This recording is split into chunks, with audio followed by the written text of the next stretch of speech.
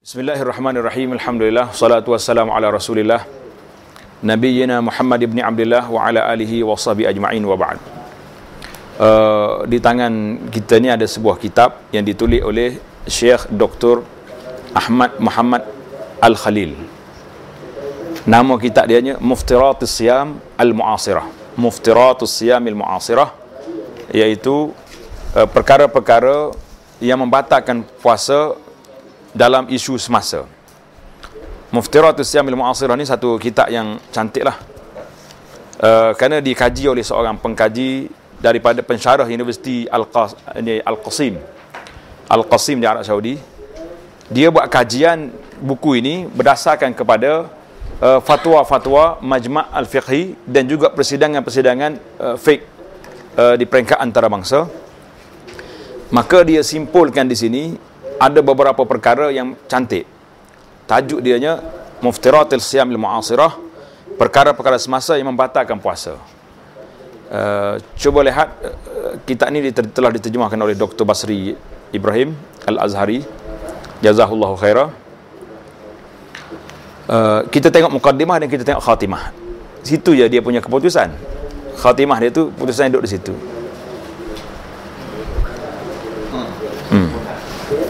Alhamdulillahirabbil alamin wa sallallahu wasallam wa barak ala nabiyyina Muhammad wa ala alihi wa sahbihi ajma'in wa ba'd. Allah SWT memfardukan ibadat puasa dalam bulan Ramadan dan mensyariatkannya ke atas umat Islam menjalani ibadat puasa yang berbentuk sunat pada hari-hari yang lain. Dia memberi pahala kerana melakukan ibadat puasa itu dalam bentuk yang tidak tertahan oleh jiwa orang mukmin mendengarnya. Maknanya kalau orang dengar tu memang semangat sungguh nak puasa. Dalam hadis man shama yauman fi sabilillah, siapa yang berpuasa satu hari pada jalan Allah, Allah akan jauhkan mukanya daripada api neraka selama 70 tahun. 70 kharifan tu, 70 tahun. Tak tulis 70, 70.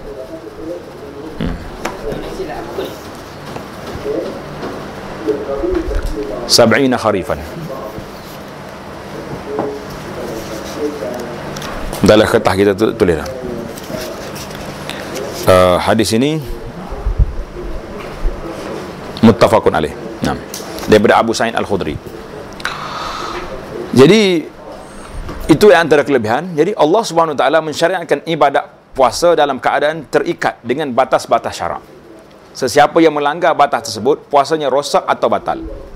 Sehubungan dengan ini, menjadi kewajipan kepada orang Islam mengetahui batasan yang diturunkan oleh Allah kepada Rasulnya yang berkaitan dengan persoalan ibadat yang difardukan dalam bentuk fardu ain kepada setiap orang Islam.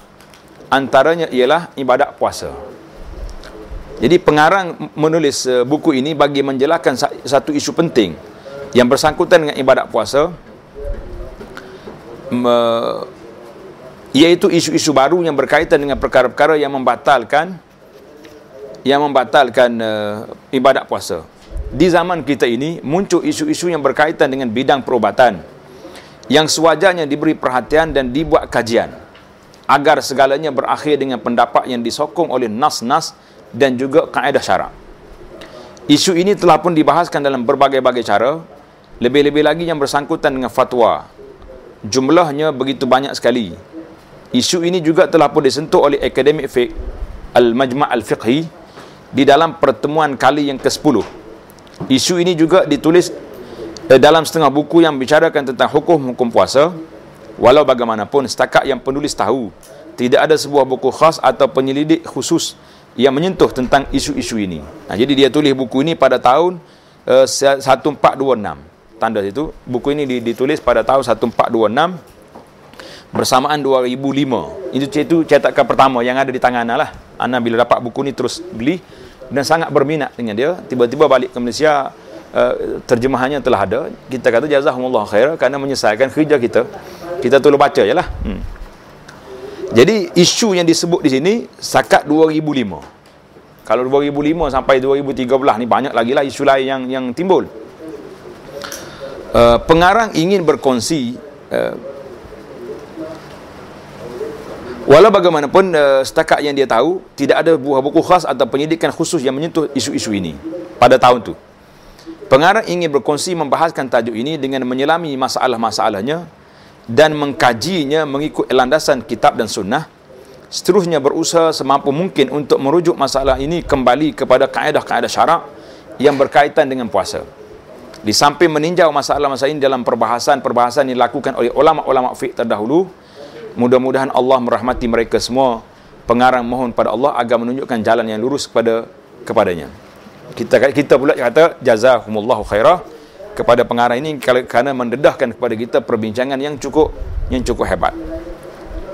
Jadi perbahasannya panjang, para jemaah, para peserta boleh baca buku ini dan para penonton juga boleh cari. Buku ini nama dia isu-isu perubatan dan hubungannya dengan perkara yang membatalkan puasa. Saya promosi di sini. Diterbit oleh Al-Hidayah. Harganya sangat mahal. Berapa? RM5. RM5 zaman hari ni. Orang tak pergi bazar Ramadan RM5. Nah, tak pergi bazar. Jadi kalau RM5 ni tak boleh beli, berat. Jadi anak nak ambil keputusan sajalah. Kesimpulan yang dibuat oleh Dr. Ahmad. Tengok muka surat 56. Kesimpulan kepada apa yang dia buat. Kalau kita baca buku ni, kita kena baca muqaddimah dengan khatimah. Dapatlah. Kita boleh tahulah apa yang ada dalam buku tu. Yang pertama, buku ini membincangkan tentang isu-isu yang dikaitkan dengan pembatalan ibadah puasa yang wujud di zaman kita ini. Yang kedua, pendapat yang lebih hampir kepada kebenaran. Maknanya akrab ila sawab. Dia tak kata yang sawab. Ini kaedah cara kita warak. Tapi sebahagian orang ini, ini dia pendapat yang betul. Yang lain condemn semua. Jangan. Tengok, kita belajar dari sudut bahasa akrab ila sawab. Maknanya lebih hampir kepada yang benar mengikut pandangan saya. Mengikut kajian saya, berkaitan dengan maksud rongga, al-jauf, dari segi dalilnya yang dikira membatalkan puasa. Iaitulah, apabila masuk makanan ke dalamnya, ialah perut sahaja dan tidak melibatkan rongga-rongga badan yang lain. Maksud dianya al-am'a, al-ma'idah. Mana masuk ke dalam usus yang besar. Jadi kita bincang semalam, 3 pendapat. Ada yang mengatakan kawasan perut ni, tak kira lah dalam perut ke dalam usus. Ada yang mengatakan semua rongga. Dalam mazhab Syafi'i sedemikian. Dan pendapat yang dipilih di sini iaitulah al-ma'idah dan al-am'a. Yang ketiga, ulama masa kini berselisih pendapat tentang penggunaan inhaler mulut. Inhaler ni anak dah bahas panjang. Para jemaah boleh tengok dalam kuliah kita di HUSM ketika kita baca buku ni tentang hukum inhaler. Memang para ulama bersih pendapat. Sebab apa? Inhaler yang diguna ni kadang-kadang yang guna wak tu mungkin lebih ringan. Tapi yang guna debu tu itu agak sukar sikit. Sebab kesan dia ada. Dia panggil turbohaler. Dia ada inhaler, ecohaler, turbohaler.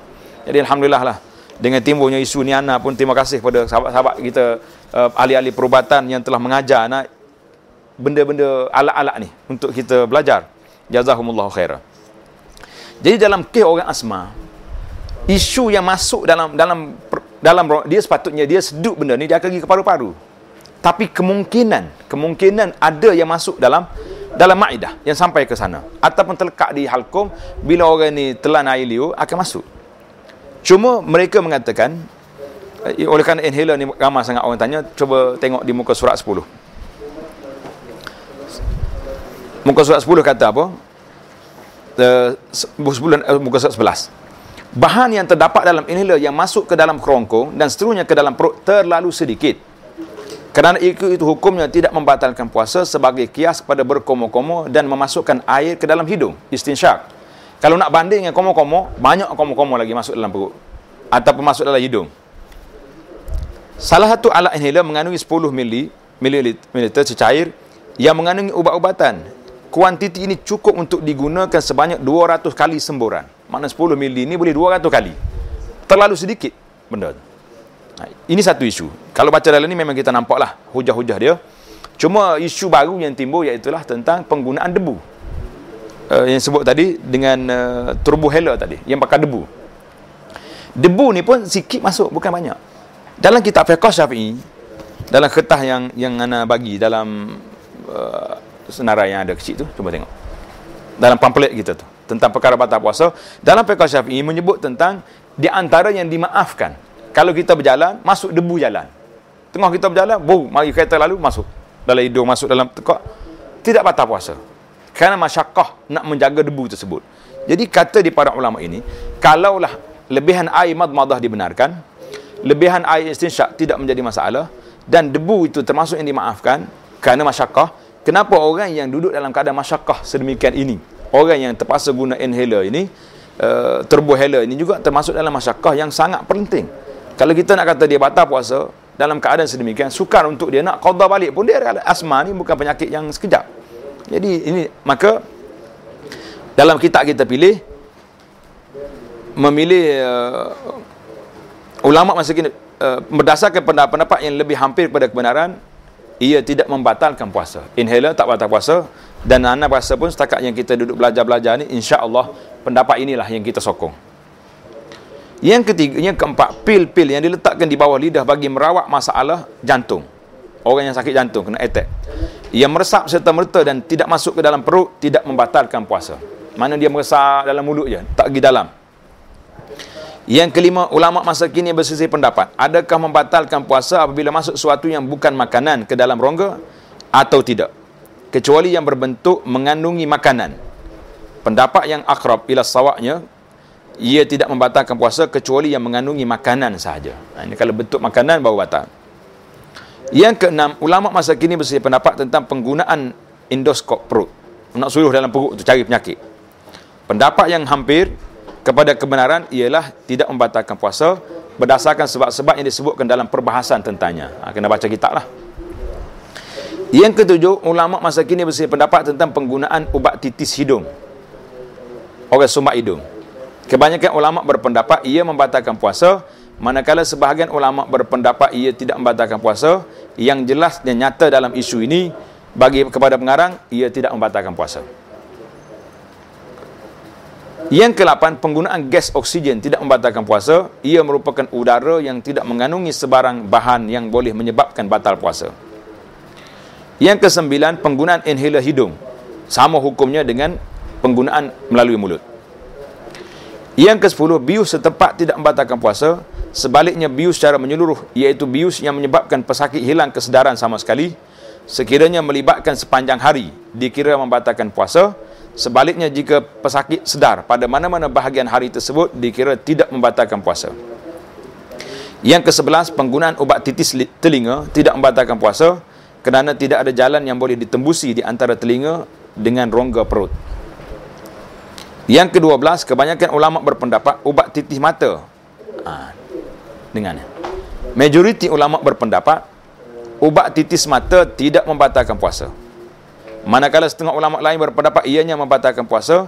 Pendapat yang kuat ialah yang dipegang oleh kebanyakan ulama, iaitu tidak membatalkan puasa kerana ahli fiqh mengatakan tidak ada rongga terbuka di mata. Dan dalam kitab fiqh Syafi'i nas sedemikian, melalui telinga hidung tak boleh. Fiqh Syafi'i, tapi mata tak apa sebab dikira tak ada rongga. Yang ke-13, suntikan rawatan pada kulit, otot ataupun saraf urat nadi tidak membatalkan puasa menurut majoriti ulama masa kini, dan pendapat ini adalah pendapat yang benar. Yang ke-14, suntikan makanan pada urat nadi membatalkan puasa menurut kebanyakan ulama, dan pendapat ini adalah betul. Jadi suntikan makanan, kalau masuk makanan, macam semalam ada orang tanya, dia kata kalau makan ikut hidung, sama lah juga, masuk hidung dia masuk dalam maidah juga, dalam perut. Yang ke-15, penggunaan minyak, ubat sapu dan plaster tidak membatalkan puasa. Yang ke-16, memasukkan tiup ke dalam saluran jantung tidak membatalkan puasa. Bahkan tidak batalnya lebih utama berbanding dengan tidak batal puasa kerana suntikan rawatan dan suntikan pada urat nadi, kerana jantung ni dia tak pergi ke perut. Yang ke-17, penggunaan talaroskop tidak sampai ke dalam perut dan tidak membatalkan puasa. Yang ke-18, rawatan mencuci buah pinggang, dia panggil apa? Hemodialisis. Kebiasaannya disertai dengan bahan-bahan yang mengandungi makanan atau gula dan hukumnya membatalkan puasa. Jadi pada pandangan dia batal puasa kalau ada bahan-bahan tersebut. Jadi kalau tak ada bahan ini, jadi kena semak balik dengan ahli perubatan lah. Adakah hemodialisis ni termasuk dalam ni? Kerana dalam fiqh perubatan, seminar Seminar At-Tibbi di Casablanca yang telah kita sebut ini memutuskan tidak batal puasa. Sekejap.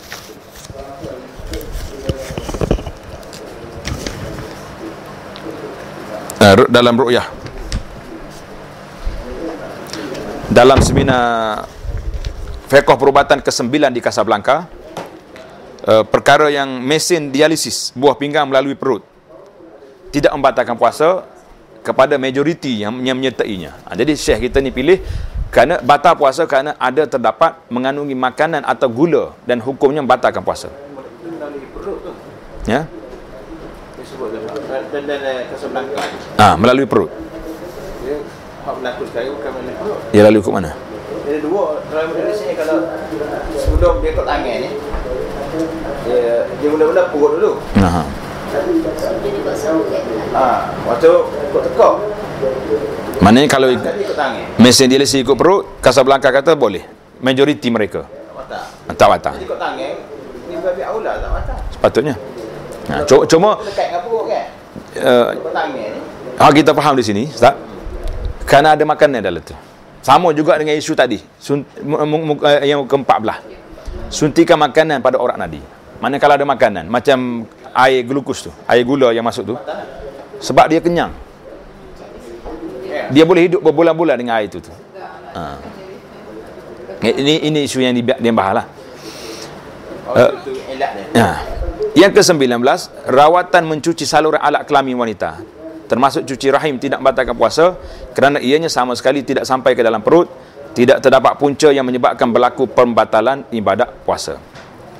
Yang ke-20, perbahasan dalam kesimpulan yang ke-18 di atas juga melibatkan penggunaan ubat-ubatan yang dimasukkan ke dalam saluran alat kelamin wanita, tiup yang dimasukkan ke dalam saluran alat kelamin, dan penggunaan jari untuk ujian klinikal. Mana doktor pergi cek.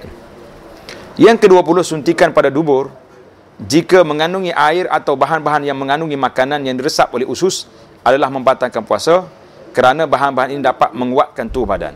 Tapi kalau tidak ada bahan tersebut, maka tidak batal. Dan dalam fatwa majma' pun menyebut yang dubur itu tidak batal. Yang ke-22, ubat-ubatan yang dimasukkan dalam dubur tidak membatalkan puasa kerana ia bukan makanan. Ini ada sebut ni. Masuk ubat je. Mahupun minuman, dan bukan juga termasuk dalam arti kata makanan, mahupun minuman dan juga tidak sampai ke dalam perut. Yang ke-23, tiup yang dimasukkan ke dalam dubur tidak membatalkan puasa kerana tidak sampai ke dalam perut.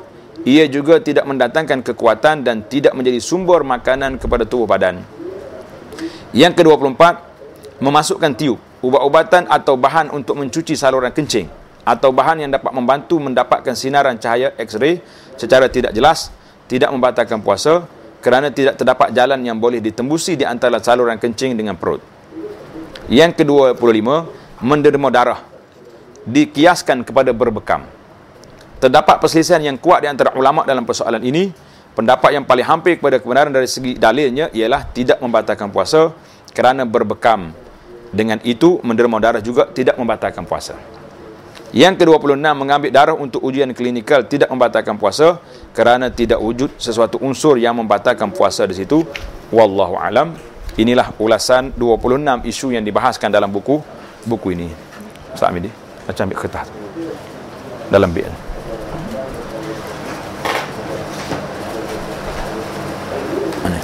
Jadi dalam sebahagian besarnya anda letak dalam ni, di dalam hukum semasa berkaitan dengan puasa ni sudah ada. Bagi jemaah yang suka nak dapat benda ni, boleh tengok dalam website Abu Anas Madani. Tengok dalam Abu Anas Madani, kita letak pamphlet ni ada di dalam web tersebut. Wallahu taala alam. Wa sallallahu wasallam wa barak ala Muhammadin wa ala alihi wa sahbihi ajma'in. Walhamdulillahi rabbil alamin.